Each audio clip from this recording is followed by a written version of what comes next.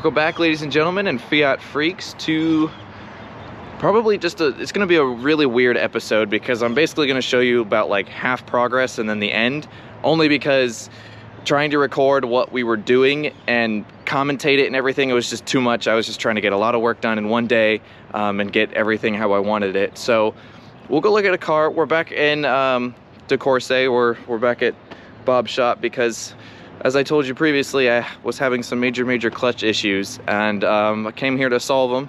So I'll show you what the car looks like. It's kind of a mess. I'm kind of a mess. I was even more of a mess yesterday, but I'll just show you guys quickly what's going on and show you the old and the new and how this will definitely improve the car further down the road.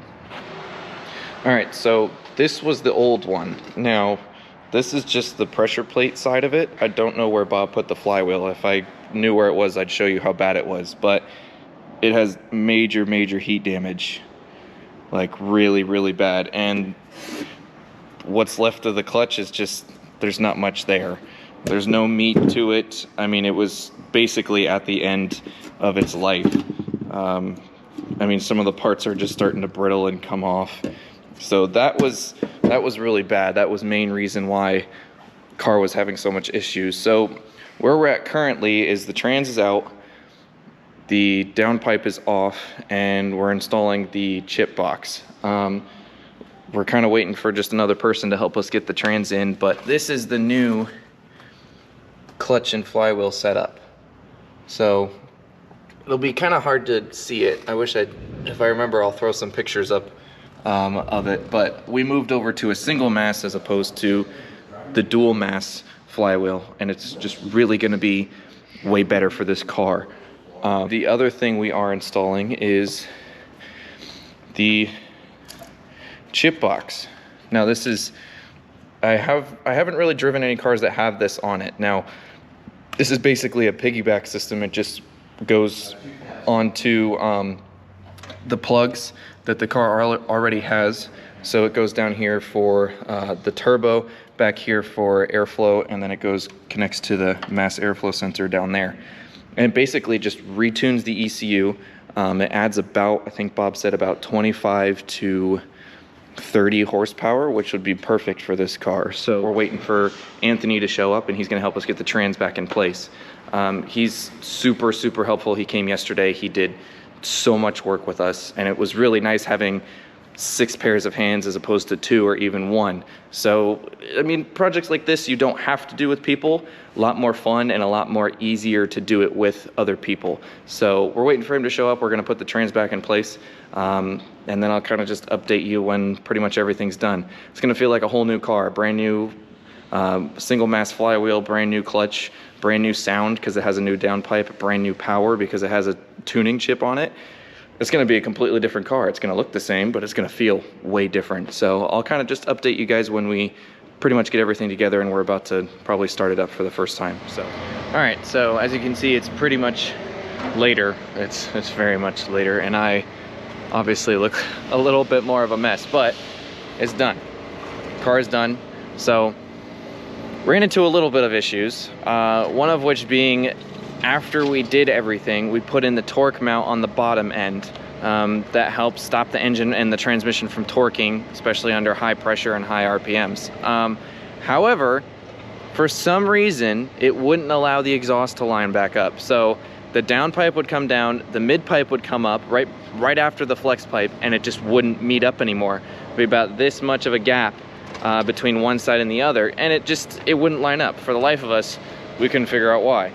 And then we changed out the torque mount back to the factory and realized that the torque mount, I guess you could say the street version, which is not the race version, it's the version before, actually is shorter by about 1/2 inch, and that just barely pulls the engine bay enough to where it doesn't really connect up because it's tilted back a little bit, and that causes it to not connect completely.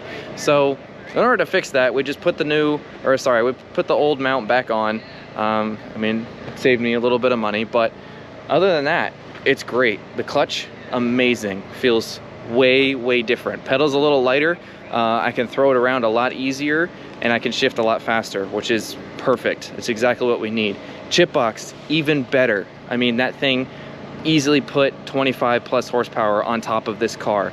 It just piggybacked on top of the CPU. I'm running a higher boost level, my fuel is running a little richer, and I'm pushing more air in. So it's really overall best bang for your buck when you want power, but you don't want to spend 4 or 5 days doing a tune and running on a dyno trying to figure out, okay, this works here but doesn't work here, how do we change it? Whereas this just uses the ECU and just changes some of the numbers. It's perfect. It works so well. I'm super happy with it.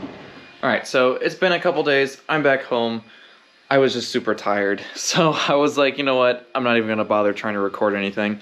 Also, I just wanted to get a chance to kind of get the feel of the car before I could really like describe it to everyone.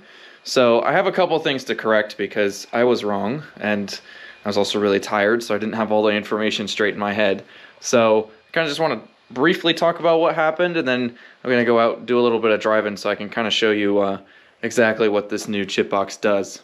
So the chip box basically is a piggyback system for the ECU, and it just connects into 3 points. One of them's down here, which I believe has something to do with the turbo. One of them's back there, which originally I said was for the air. That's wrong. That's my fuel rail. And then for the air is actually the mass airflow sensor, which is down underneath the battery tray. So I can't really show you that one, but it sits on the firewall right back there. That's the tag for it. And basically there's 2 screws back there that were kind of pointless anyway, and there's just a bracket that gets mounted and then it sits there on the firewall.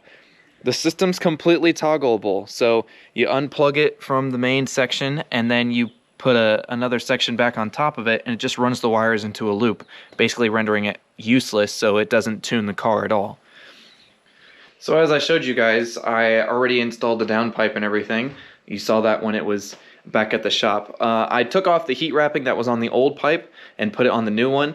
Again, just because heat on this car is just ridiculous. It gets so hot. So I'm gonna go out, do some driving, kind of show you guys hopefully what it looks like with the new tune on. It's kind of a hard comparison. I'll also show you what the exhaust sounds like. So we'll see how that goes.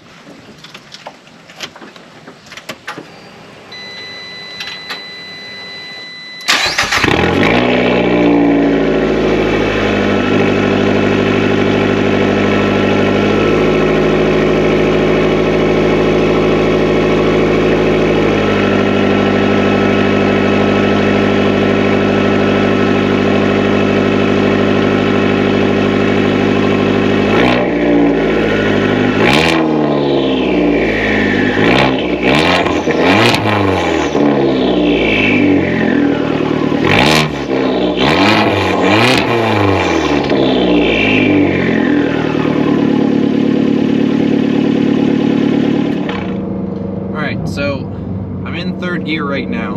I kind of want to just show you. It's going to be really hard to convey on camera, I can already tell. But I'm at 3 3K RPMs, 3rd gear, and I'm just going to go for it.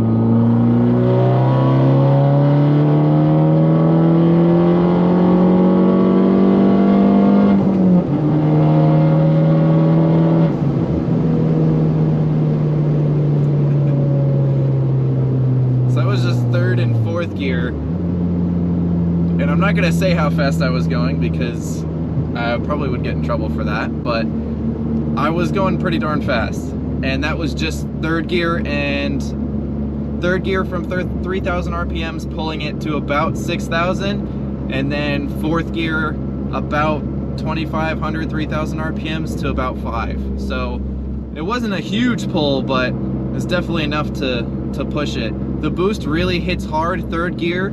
It builds right about the 4K mark, and then 4,500, it's just all there and in your face, and it's super, super responsive. So I'm trying to get to a spot where I know it's much less likely for me to get in trouble. So hopefully that helps with traffic. That's another thing I have to worry about, is where I do these, I can't have too much traffic.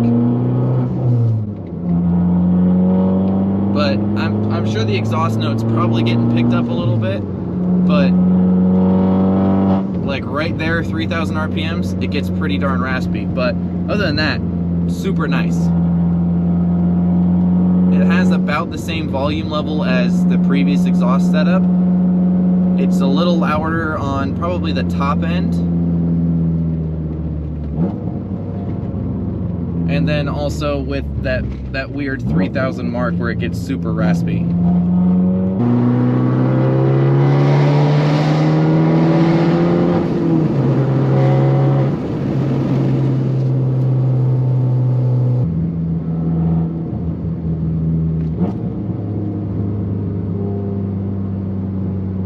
We'll try second gear this time.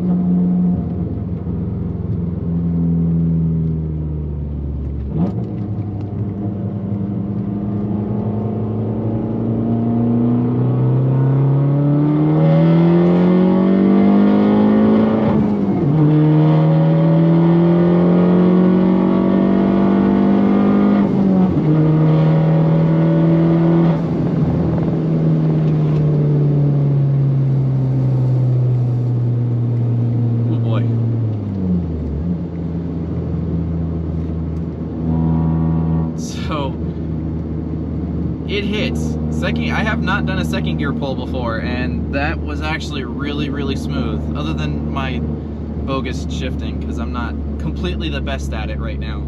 I'm still kind of learning.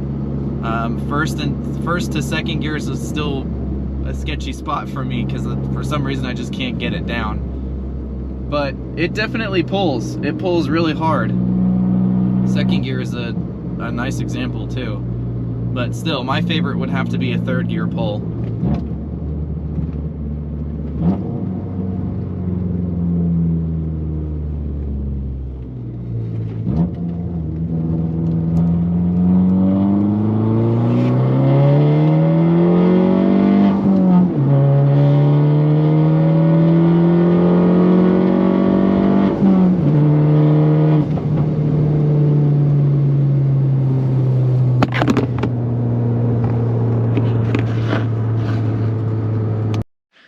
Alright, so I think I'll leave it in there just because it's funny, but my GoPro mount fell, so it's no longer sticking to my dash, so I gotta get a new one, and I'll put it on there, but I have like 4 extra that came with this one, so that's really all that this video is about. It's probably a little on the boring side. Sorry, I have more stuff in the works.